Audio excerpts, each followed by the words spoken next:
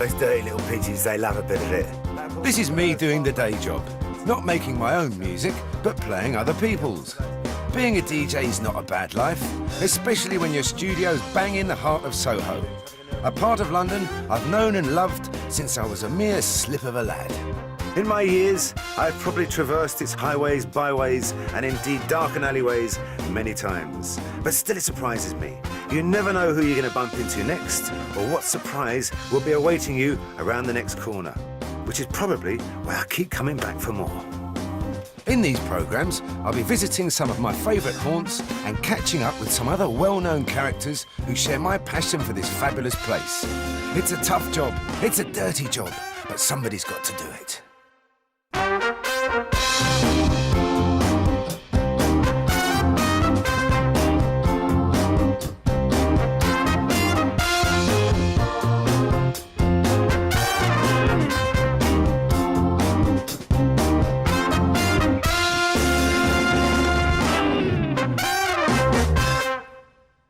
In today's programme, I'll be taking a tipple with Molly Parkin at the legendary Colony Room Club. I was introduced to this raffish bohemian, extraordinary life here, and I couldn't tear myself away. It was like returning to the womb. And rustling up risotto at my favourite Italian restaurant. Bellissima! But first, I'm meeting up with Stephen Fry, who's been a Soho regular since the 80s, when the district removed itself from the grip of vice and was reborn as London's media hotspot. By day, it is a place for voiceovers and film editing and all that kind of thing. When I first came here, you'd see now, this time of day, you'd see young lads with long hair and film reels under their arm going from place to place. So I was drawn to it simply because you had to be here. It was a professional place. Stephen's rashly challenged me to a game of snooker at his club.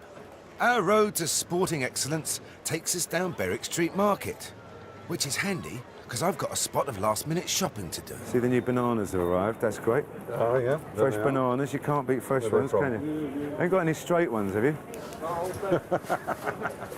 Excuse me, don't have any grapefruits, do you? How much is that, please? It may seem a little rude that I'm catching up on my shopping in the middle of our nice chat, but I'm cooking up a little surprise for Stephen later in the show, and grapefruits are a vital ingredient. Grapefruits, very good. All will be revealed, Stephen. Oh, really? Yeah. You're going to go for drag or something? Are they to pad you out? No. No, fair enough. See, it is naughty, Soho. You mustn't forget that. Never forget markets and all the rest of it. And here's Walker's Court, there's the Spankorama, there's the Raymond Review Bar, of course, the tattoo shop, Harmony Adult Centre. But I remember when I used to live in St James's, which is kind of the other side of Piccadilly, and every night I'd be at the Groucho Club that way, and at about 3 in the morning I'd totter home along Brewer Street there, and at the end of the alleyway there'd always be these girls, you know, prostitutes, which is what you would expect at 3 in the morning in Soho. And so I'd get to know them, and they'd ask me for cigarettes and all the rest of it. And I remember one night I was stopping and chatting to them, and I felt something very strange on the back of my head, kind of like warm, and I put my hand up. Is the place for strangeness on the back of the head, that and alley? the smell. Disgusting. I don't know if I want to know any more of this story. Someone had thrown an egg at me. And I go, what? And they said, oh, it's him. I said, what do you mean, him? He said, oh, no, it's this man. He's got a weird religious thing about prostitutes, and he drives around 3, 4, 5 in the morning. He throws eggs at us or our Johns or clients, you know, and he obviously thought you were a client. So, and I had to go home and I could swear I still smell it to this day sometimes. I don't know you that well, Stephen, but I can imagine you weren't after the wares of the ladies of the night. You're quite right. If anyone were innocent of such a design, it were me. But there you go. That's the Soho experience. I'm glad for Stephen's sake that incident didn't get into the papers. I can just see the headline, Fry egged over Easies. Get it? A quick cut through Walker's Court and we've arrived at our destination, the Groucho Club. But here you see the famous duck, which is the symbol on account of Groucho Marx and duck soup. This is the place where media people go to avoid the media. They don't like cameras in here, but Stephen smuggled me in upstairs so I can thrash him at snooker. At least that was the plan. You just done it to me. You just said the break isn't my forte. It's a fluke. I'm really hoping. Believe me. No, you wait. You'll see. Yeah. And so you came to Soho firstly as an actor. Yeah, yeah. And are you still a fan of Soho generally, Steve? Oh, yes. And one of the things about it is that it's different according to the hour of the day. Yeah. And that's, you know, Mayfair's always Mayfair. It's just the same. But Soho is, you know, you've got the day when all the media people are going around with their, what used to be with their film cans. And then, you know, you've got the girls and the freaks and the drug addicts and everybody else come out and stay out till late at night. You know, you may well find yourself in that situation, looking for somewhere else to go, and there's always somebody who knows somewhere that you've never heard of, and you've been here 35 odd years. And you get trapped like that Scorsese movie After Hours, you know, that film where you just somehow find yourself going on to one place and another. You never know how you're going to get home, whether the people you're with are actually safe or... Well, you've lost all the people that you know, and you're now tagged on to this crew of people you've never met in your life. Yeah. Marvellous. Great. Oh, good technique there. Do you like that bridging? It is, of course, a very difficult game when sober. Oh, dear. Sometimes those. But there's a window of opportunity, isn't there? After a couple of games, you're feeling great, and you actually are playing okay, but it literally is only a couple of minutes. When you're in the zone. Exactly. I mean, one of the great things about Soho is there are no buses. If you think of it as being like this snooker table, in fact, you've got, on one side you've got Oxford Street, and then on this side you've got Shaftesbury Avenue. These are all the pimps and the prostitutes. You've got Regent Street that end and Charing Cross Road that end, and it's more or less a square. And within that square there are no buses. So it gives it a very special atmosphere. I mean, often people can have been in Soho for years and not noticed. Do you know that? I have never noticed that. Didn't you? And that's one of the great joys, of course, is because you're on foot all the time, and you may walk distances that you certainly wouldn't normally in London, and that's why you bump into people that you haven't seen for a while and all those other lovely things that only happen here. Exactly right. I think it's time to turn the tables on Mr. Fry. He's racking up far too many points for my liking. Cue the grapefruits. Much as a gentleman hates to interrupt a game of snooker, the fact that you're beating me by some considerable margin and you're on the yellow, I thought it was about time we livened the game up a little. Now, try potting that, Steve. What I've got for you here are a few quite interesting facts. As the world-renowned font of all knowledge, you saw me purchase this item earlier, and now what I'd like to know firstly here, Stephen Fry, is what is the connection between the grapefruit and Soho? The grapefruit. OK, I'm going to have to put you out of your misery. Yeah. No idea is the answer. A Berwick Street market trader called Jack Smith introduced the grapefruit to London in 1890. Get out! Hey. That's good. And a pair of grapefruits have been a very useful thing ever since. Especially for the transvestites. But unfortunately, his campaign to have the fruit named after him ran out of juice when it was revealed he was actually a convicted melon. Hold on, we're going a bit more. I know, sorry. I'm loving it. We're scraping the barrel of insulin. We're going to go a bit more highbrow here now, Stephen. OK, now, we've got the Communist Manifesto here, Stephen. Oh, yes. Now, what do we reckon is the reason why I'm holding the Communist Manifesto in Soho? Well, I do know this, I hope I do anyway, further along in Dean Street, in what is now the Quo Vadis restaurant, there you'll find one of English Heritage's blue plaques saying Karl Marx, and Marx was in Soho. Fantastic, well done, 10 out of 10, yes. Above Quo Vadis, the famous Italian restaurant. In fact, he was almost penniless when he inherited some cash and then moved on to Kentish Town, but it's very true. Now, Mr. Fry, what is it, what important part did coffee have to play in the history of Soho? Have I stumped you again, Mr. Fry? You could do a whole documentary series on coffee houses of London from the 17th century onwards, when famously Charles II closed them down. He's playing for time. They became the literary meeting places of London for a long time, but most of them weren't in Soho. Was it? No, it had nothing to do with literary society. It was, in fact, that London's first espresso was made by machine in Frith Street. Of course. Of course. All those wonderful movies with frothy coffee in glass cups and all that. It was indeed the Cafe Mocha in Frith Street, which became known to the locals as Froth Street. Hey, there we are, good. beautiful Froth stuff. Street. Right, hold on, we've got something else. We sent someone out to one of those mucky bookshops out there. We've got a nice glossy magazine for you here. The TV Times. The TV Times. I never knew there was so much in it. What do you think the connection could possibly be between, let's say, television in general and Soho? Ooh. Did Logie Baird live here? Goodness me, eh? Even if you don't know, you can make very well-informed guesses. Astute guess. Well, I should say it was. John Logie Baird transmitted his first TV pictures from his attic workshop in Frith Street once again. He paid a local office boy £half to appear on screen. But I reckon if he'd had Jonathan Ross's agent, he would have got the full crown. Congratulations. I think you've got 35 points out of a possible 50. Thank you. Well, it's fantastic. So much to know about Soho. But it's interesting, you talk about this, because we're in the Groucho Club. I have my absolute rule about the Groucho Club is that anything you say, no matter how profound, if you were Karl Marx, Friedrich Engels, Voltaire, Shakespeare, Robbie Williams in his pomp, Aristotle, all combined, no matter what you said, however true it was, workers of the world unite, you have nothing to lose but your chains. If you add the words, he said last night in the Groucho Club, it instantly disqualifies whatever you've said from making sense or being acceptable. Can you imagine that? Workers of the world unite, he said last night in the Groucho Club? You just go, piss off. Of course, not all of Soho's clubs are quite as glitzy as the Groucho. In fact, some of them are quite a bit older and have a unique charm of their own. And one of my favourites is just across the rooftops, air conditioners and fire escapes over there. And this is in fact the way I used to go there. It was the quickest, shortest route between drinks. You may end up with a broken leg, but who cared? Fortunately, they put a lock on here now. So today, I'll be using the main entrance. Coming up later, why don't you join me and Molly Parkin for a drink at the Colony Room Club and find out the secret of real risotto.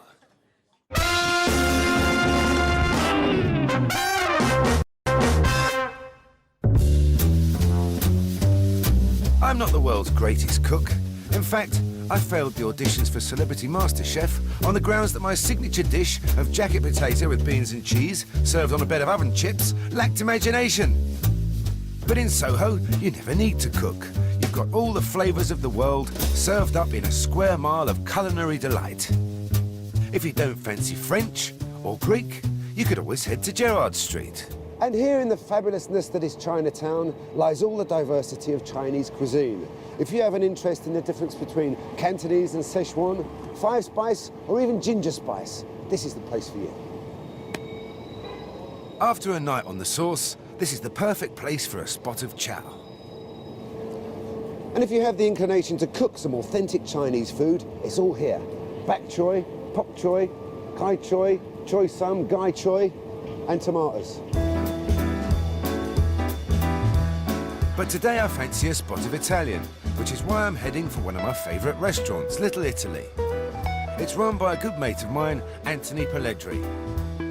The restaurant is part of the family catering empire, which started with that great Soho institution, Bar Italia, just a couple of doors down the road. Anthony's worked for the family business since he was a teenager. It was my grandfather and grandmother, then my father, and he was involved in other businesses as well. And I just felt that I really wanted to be a part of that. And it just seemed natural. I came to work in a summer holiday and never went back to school. What were your earliest memories of being around here? Soho was just a restaurant community and a haven for all the Italians. So when they used to finish a shift, they would come to Bar Italia, all congregate, all meet. People used to find jobs, used to talk about work, talk about politics, talk about everything. And it played its part, Bar Italia, in the Italian community, which is, I think, one of the reasons why it's still here today. It still plays its part. It's not just the coffee and conversation that makes this a magnet for London's Italian community. They also come here to indulge in that other great Italian passion. I'm talking about football. I was on holiday in Italy when the World Cup was on, and it was on the Italian news. I know. I couldn't get away from this place. We had 30,000 people down Frith Street. I don't think it was as much as 30,000 SUGGS, but... In my world it was 30. In the Italian news it was, mate. It felt like 30,000 because the crowds just seemed to grow and grow and grow until the final came. And then my brother Luigi went downstairs and got all the pasta out the kitchen and was thrown out the windows. So it was raining pasta. And the chef next day had the right needle because he had no pasta, so we had to run up to Camisa and buy some pasta to get us going. But there was trampled pasta all in the streets as well as Prosecco. Health and safety issues there. You could have taken someone's eye out with that. Thank God England didn't win. We'd been raining potatoes down, wouldn't they, eh? All that talk of pasta's got me feeling peckish. In fact, I'm so hungry, I'm going to cut out the middleman and have a bash at rustling up my own lunch. Ah, the engine room of the restaurante, not a place I'm very used to. The kitchen, innit? Yeah, come on, stick one of these on, we'll make some risotto, come on. Well, this is it. The beautiful stuff I've eaten upstairs many times. And, Well, give it a stir. do you know, it's one of the few things I can make risotto, but it's not as simple as it seems, is it? Because you've got to get that rice, what's the word? Well, you want to stop it from sticking and you want to stir it slowly, keep it going all the time. It's just something you've But got it's al dente, is that the word? Yeah, you've got to have it al dente. It's still a bit Yeah, chewy. yeah, Still a bit chewy. yeah. But not dried out, obviously. A little bit more stock. The best risotto in London, if you don't mind me saying. I hope so. And but, such a simple thing, and yet so delicious. everybody has their own recipe, and everybody's risotto is the best. Now you can't. I mean, you know, I've cooked around Italians before. I can feel it already. Everyone's looking over your shoulder when you cook because they don't do it as good as their mumma. Everyone's mumma Well, does it best, don't they? Exactly. Yeah. I'm starting to enjoy this. I wonder if he's got any vacancies. How's that looking, do you reckon? Am I Oh, getting that there? looks good. A couple more ingredients though. A little bit of butter. A knob of butter. A knob of butter. Lovely. Is that enough? Yeah, we don't want to Yeah. overdo it. Yeah, And- we've and got our then- waistlines to think of, haven't we? At the minute? I'm getting excited now. This is looking Lovely. perfect. And a little bit of Parmigiano. Of course, that gives it that lovely gloss Yeah. as well, doesn't it? Like, Yeah, a little yeah. bit of sheen. Let's take that off the heat A little now. bit of sheen, yeah? Okay. Parmigiano. How much do you reckon? A little bit more. Lovely. Okay. Beautiful. You stir that in. Stir that in. There you go. Buon appetito. Molto grazie. Grazie multi. My Italian teacher's going to go mad when he hears this. Altrettanto. Bellissima. Bellissima. It is though, isn't it? It's one of the great joys of life, whatever life. Risotto, so simple. What do you reckon? Is that ready to plate up? Yeah, Anthony? yeah. Come on, let's get going. I'm going to eat this. Okay. Look at that joy. What do you reckon? The TV career goes well. Buon appetito. I get a job There you here. go. Look at that. What do you think? Out of 10. Perfect. Yeah? Yes. Molto grazie. They're nice people, you see. Well, I tell you what, if you fancy a taste of real Italy, you could do a lot worse than coming to Little Italy in Frith Street. How is this? Not too bad. But next time I come, I think I'll leave it to the experts. Salute. After dining at Little Italy, I often take my coffee al fresco at Bar Italia and simply watch the world go by. Of course, if you fancy something a little stronger than coffee, there's no shortage of places to choose from. But that wasn't always the case, even in Soho. Nowadays, you can get a drink pretty much any time you like, day or night. But in those very austere years just after the war, the pub shut just after lunchtime and didn't open again till tea time, which left a vast desert of dryness. And to fill the gap, a whole host of drinking dens sprang up all over Soho. And this is one of the most famous, indeed infamous. I can't remember my first visit to the Colony Room, but I'm pretty sure I got here on a space hopper. And I haven't bounced on one of them for at least 10 years, so it must have been some time ago. Every time I climb the stairs and walk into this tiny bar, it feels like I'm stepping back in time. So what's the big one? 8 foot, 6 foot going for? He said 10 grand. This place has hardly changed since it was first opened by the redoubtable Muriel Belcher in 1948. She used to pay Francis Bacon a tenner a week to bring in friends and rich patrons, and the club soon became the favourite haunt of Soho's artists and bohemians. The club's arty associations attract many non-members to the colony. Current owner, Michael Wojers, has been known on occasion to let some of them in for a peek at this unique time capsule. I have a whole host of letters from art students from the UK and abroad, thanking me for letting them come in when they were doing their thesis on Francis Bacon, etc. And the students from London used to go back to their respective colleges with a sort of photograph, take photographs of everything, gave them catalogues. Yeah, and the tutors would go, "Colony room? How did you get into the colony room?" But it's the members who really make this place special. Molly Parkin and her daughter Sophie are both regulars here. So here we are with a marvellous sight, 2 generations of colony members. Molly, firstly, what was your first experience of coming in the colony? Well, I thought I'd died and come to heaven. I was introduced to this raffish, bohemian, extraordinary life here, and I couldn't tear myself away. It was like returning to the womb. And I was brought here, like most people, when she was reigning, the Queen. That is, we talk of Muriel sitting on her seat, and she turned round, her eyes lit up. She did like a nice girl, and I was pretty and 22 at the time, just stopped being an art student, and she welcomed me like that every time I came, and she used to cuddle me. She would have had me on her knee, you know, on that stool, if she could have. So we had a big, big bond. One of my earliest memories was coming here as a 6, 7-year-old and Muriel actually putting me on the stool. Of course, the stool is still a source of great argument to this day about who sits on Muriel's stool. It's the throne, actually. The throne. And Sophie, what's your earliest memory of coming here? My earliest memory was like you being a child, being brought here and being totally intimidated. But once you've been to the colony and you've got to know the kind of people who come here and the extraordinary characters you can meet. I mean, every time I come here, I meet somebody new and they're always interesting. And try that in a pub in Richmond. I think that's very true. I think you do feel very intimidated when you come in your first time and you make that instant decision. You're either going to be part of it or you're going to run away and never come back again. The colony is about people who are prepared to jump in at the deep end. It isn't a place of caution, let's put it like that. It isn't a place of politeness, and if it was, we wouldn't be here. Well, I wouldn't. I don't know about my daughter.